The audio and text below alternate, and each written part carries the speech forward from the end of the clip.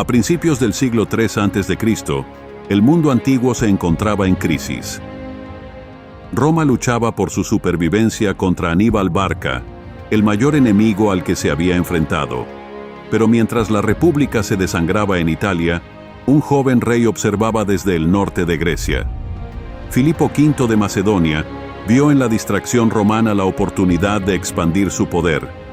Así, lejos de los campos italianos, un nuevo conflicto comenzó a gestarse en las aguas del mar Adriático, en las colinas de Iliria y en las redes de la diplomacia helénica. Este fue el primer enfrentamiento entre Roma y los herederos de Alejandro Magno. Esta es la historia de la Primera Guerra Macedónica.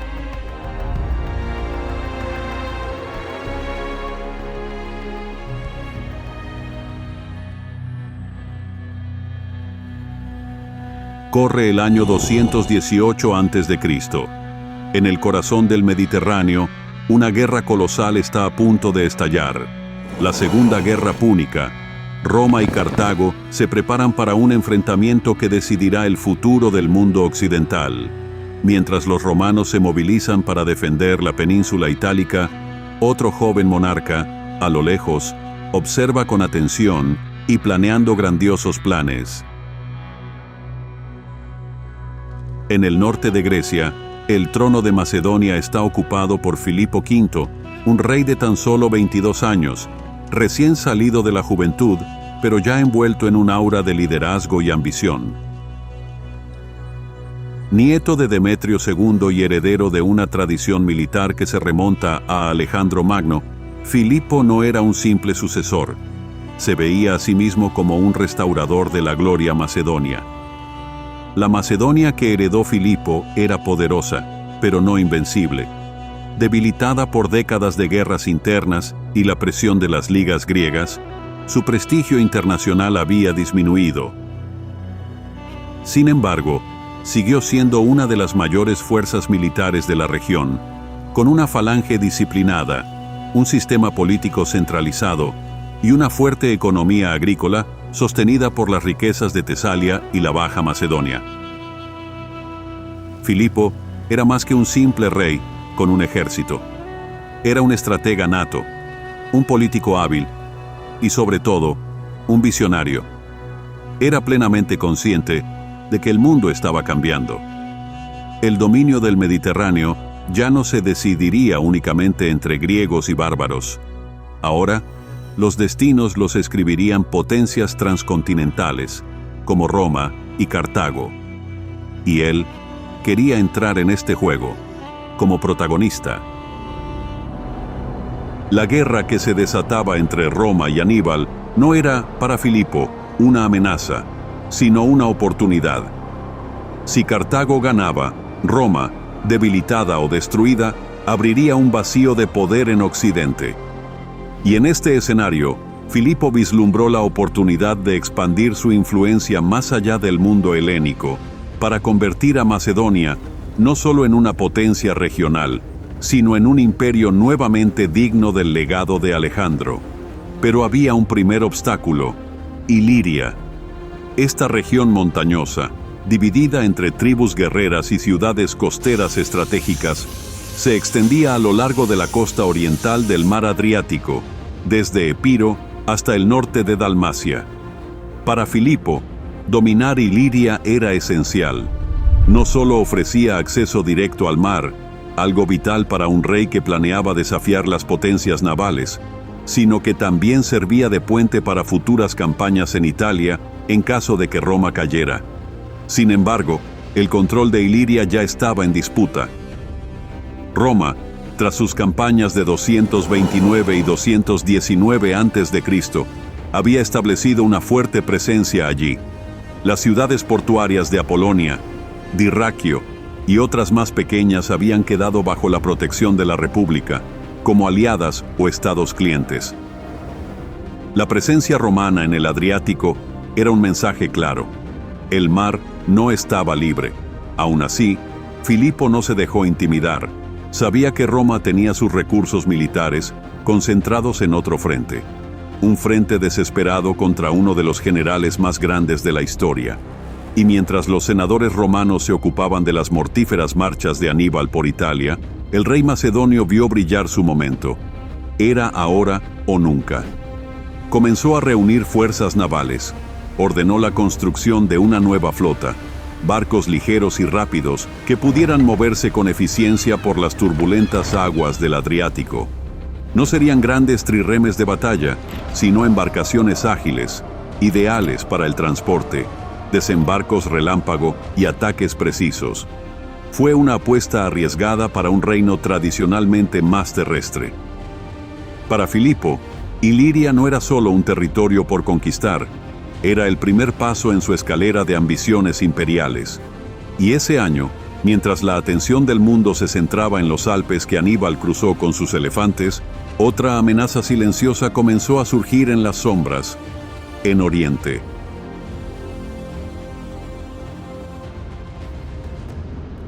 Mientras Filipo movilizaba su armada en el mar Adriático, su plan más audaz estaba en marcha: una alianza directa con Cartago. En el 215 a.C., tan solo 3 años después del estallido de la Segunda Guerra Púnica, Filipo V envió un emisario a Hispania. Allí se reunió con Janón, uno de los generales de Aníbal y representante cartaginés en la península ibérica. El tratado que siguió es uno de los documentos más sorprendentes del período helenístico. En él, Filipo y Cartago establecieron una alianza formal. Los términos estipulaban que, si Cartago ganaba la guerra, Macedonia tendría carta blanca para atacar a Roma y sus aliados en Oriente. Aníbal proporcionaría apoyo militar a Filipo en su guerra contra los aliados de Roma, y Filipo proporcionaría apoyo militar a Aníbal en Italia. Fue un tratado pragmático, cínico y audaz, una clara demostración de que el conflicto púnico se estaba convirtiendo en una guerra global. Pero el destino tiene un gusto por la ironía. De regreso, los enviados macedonios fueron interceptados por una flota romana cerca de la costa de Apulia. Se descubrieron los documentos del tratado, y al llegar al Senado, el mensaje fue tan claro como el mármol del Capitolio: Macedonia es ahora enemiga de Roma. Con el tratado al descubierto, Roma reaccionó con rapidez. Pero el momento era crítico. La ciudad estaba rodeada de enemigos. Aníbal devastaba el interior de Italia, Capua se había rebelado y Siracusa se había aliado con los cartagineses. ¿Enviar legiones a Grecia? Imposible. En cambio, utilizaron el arma más antigua de la República, la diplomacia como arma de guerra. Así surgió uno de los primeros romanos en entrar en la era helénica, Marco Valerio Levino. En el 214 a.C., Levino recibió el mando de la flota romana estacionada en Brundisium. Su misión era clara: bloquear el avance de Filipo V en el Adriático y proteger a los aliados ilirios de Roma. Y cumplió la misión con precisión quirúrgica. Levino capturó barcos macedonios, dispersó flotas enemigas e impidió que Filipo estableciera bases sólidas en la costa iliria. Con el mar bajo control romano, las ambiciones navales de Filipo se vieron aplastadas incluso antes de despegar. Levino, sin embargo, no era solo un comandante naval, sino también un hábil político. Fue el artífice de la alianza con la Liga Etolia. Esta era una federación militar de ciudades del interior de Grecia, tradicionalmente enemigas de Macedonia. Famosos por su caballería y sus guerreros de montaña, los etolios eran combativos y estaban deseosos de expandir su influencia sobre la Grecia central.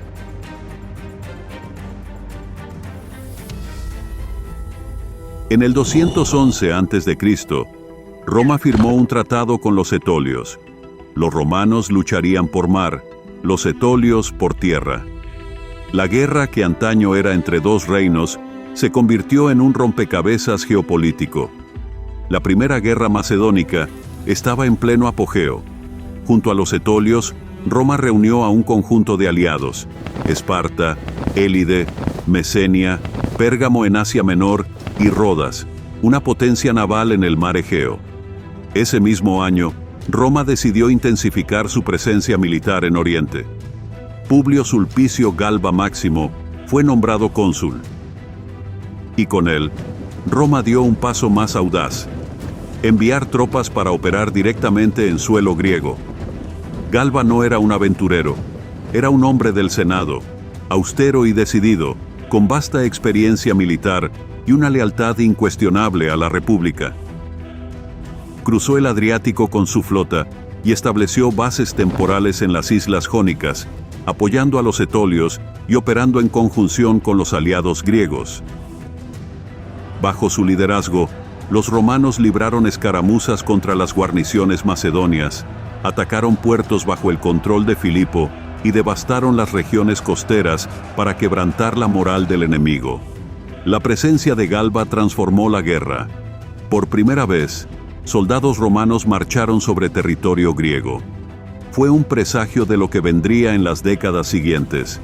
Sin embargo, Filipo no dudó. Comprendió que la guerra no se ganaría en mar abierto, sino controlando las ciudades y rutas de la Grecia central. Lanzó una campaña terrestre de asedio, diplomacia forzada y combate directo, arrastrando a su ejército de ciudad en ciudad, como un torbellino de hierro y disciplina. Las falanges macedonias, herederas de las tácticas de Alejandro, marcharon hacia Lamia, Tronia y las Termópilas, conquistando fortalezas y subyugando poblaciones. Filipo demostró talento como general de campaña, rápido, despiadado y eficiente. Utilizó tanto la espada como la diplomacia para aplastar la resistencia etolia. Pero la guerra no ofreció victorias definitivas. Mientras Filipo avanzaba por tierra, los romanos y sus aliados controlaban el mar. La flota romana, con el apoyo de Rodas y Pérgamo, bloqueó puertos, quemó arsenales e impidió el avance de Filipo hacia el oeste. El rey de Macedonia se encontraba en un aprieto. Cada victoria en tierra era neutralizada por una derrota en el mar. Macedonia luchaba ahora en múltiples frentes. Mientras Levino dominaba el mar y Galba apoyaba a los aliados romanos en tierra, Filipo se vio obligado a emplear todo su ingenio militar para resistir. Cambió de táctica, evitó grandes enfrentamientos contra los romanos y sus aliados, prefiriendo asedios rápidos y campañas relámpago en el interior de Grecia. Conquistó ciudades etolias, saqueó fortalezas y mantuvo su falange cohesionada y disciplinada. Pero la guerra comenzaba a mostrar su precio. Con el paso de los años, Filipo sentía el peso de la guerra. Su ejército, aunque experimentado, estaba cansado. Las arcas macedonias comenzaban a vaciarse. La población rural, base de la economía del reino, veía cómo sus hijos eran reclutados año tras año. Y en las cortes de las ciudades griegas crecían los rumores. Filipo luchaba demasiado y ganaba muy poco. Al mismo tiempo, surgieron nuevas amenazas. La hostilidad de Rodas y Pérgamo aumentó. El rey Átalo I de Pérgamo financió rebeliones e incitó a las ciudades a separarse de la influencia macedonia. Y al norte, las tribus tracias y dardanias amenazaban las fronteras septentrionales del reino. Era el peligro de luchar en muchos frentes. Filipo lo aprendió a las malas.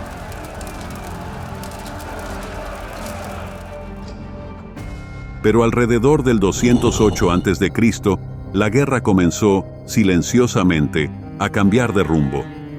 En el Egeo, una pieza clave de la coalición antimacedonia fue retirada del tablero. Atalo I de Pérgamo, el enemigo más activo de Filipo en Asia Menor, se vio obligado a abandonar la guerra. Llegaron noticias alarmantes de Pérgamo. Prusias I de Bitinia, un rey emparentado con Filipo V, se movilizaba contra su reino.